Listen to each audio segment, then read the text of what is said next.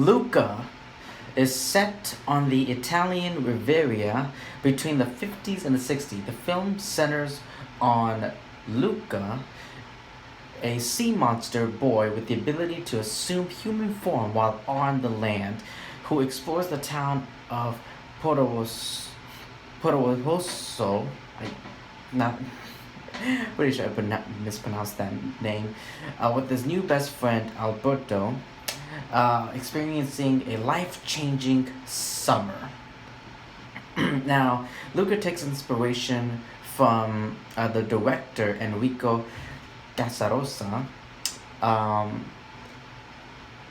his childhood in Genoa, excuse me, several Pixar artists were sent to the Italian Riviera, gathering research from Italian culture and environment.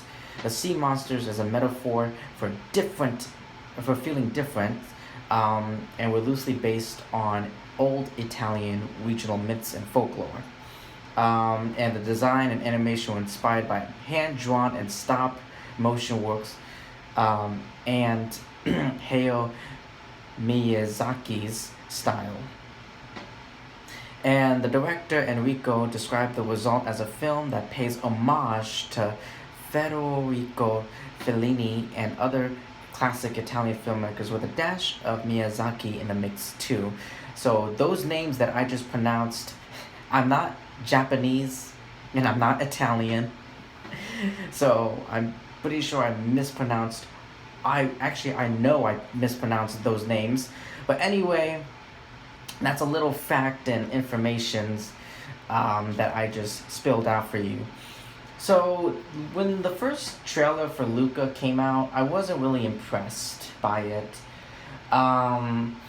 So going into this movie, I didn't, like I said, the trailer didn't really excite me or anything. I wasn't impressed by it, so I just went into this movie, and I gotta say, this movie is very wonderful. It's a very wonderful and whimsical movie.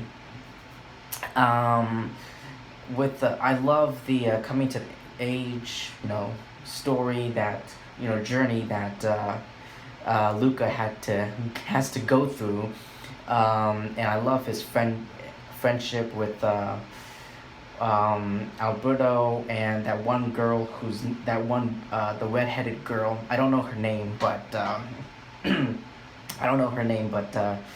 I love their friendship. So I love their friendship and the fun activities that they're doing, and also Alberto teaching Luca how to be more like a human when Luca goes into the human world. And this is coming from Pixar. This movie is coming from Pixar and Disney. It's especially Pixar. Pixar is incredible. I feel like they are the top dog when it comes to animation. It's so realistic and so beautiful I feel like every scene, every shot in this movie is so bright, and it's like I'm hypnotized by the animation. It's amazing. It's fucking amazing. So yeah. And also getting into like the whole themes. There are some themes that there's actually something I really want to talk to all of you about, and it's one of the themes of the movie, and it's how this movie is a celebration of friendship and a love letter to the summers of our youth. And inspired, like I said in the beginning of this video, it's inspired by his childhood in Genoa, with Luca based on himself and Alberto on his best friend of the same name. So yeah.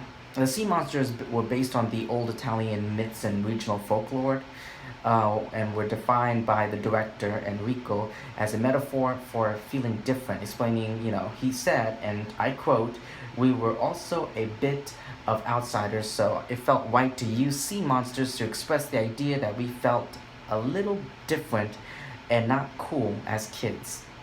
And some also, and this is the one of the themes of this movie that I really want to address because it's very big and I never thought about it until I looked it up and did some research, and yeah, it's so similar. It's so similar, and that is this movie is taking place in June. This movie is released in June, and June is all about LGBT Pride Month.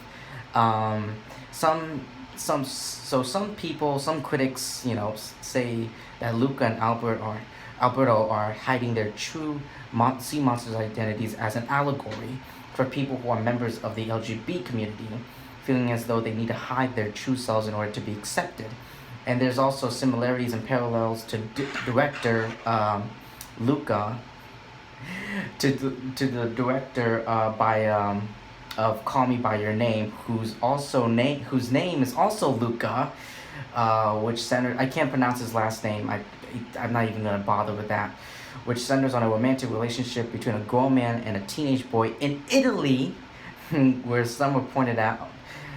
These prompted the questions whether Luca and Alberto are gay. However, uh, the director, uh, the director of this movie, Enrico, said that the characters were just friends and that the parallels to Call Me by Your Name were only a coincidence.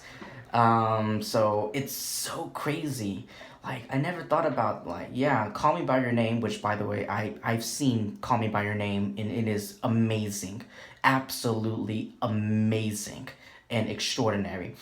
But that movie is centered around um, the relationship between uh, a teenage boy and a grown man. In that movie, it's a romantic relationship, but in this one, it's just a friendship.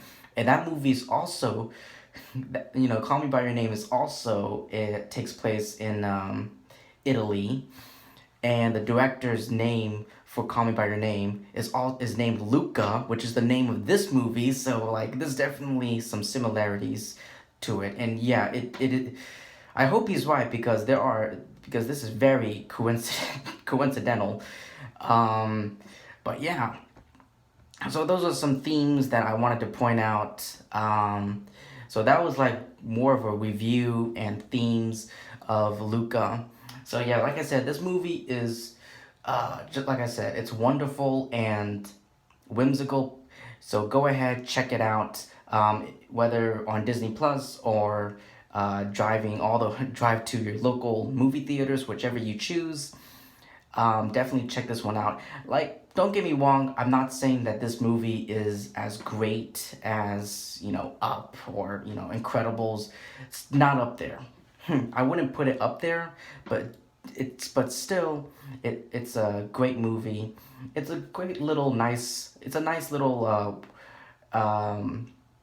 wonderful movie that you can check it out with the whole family. So if you've seen Luca, let me know what you thought about it. Please like, comment, subscribe, share this video with your friends and family. Thank you so much for taking your time and listening to my review. So yeah, please like, comment, subscribe, share this video, and I will see you in my next video.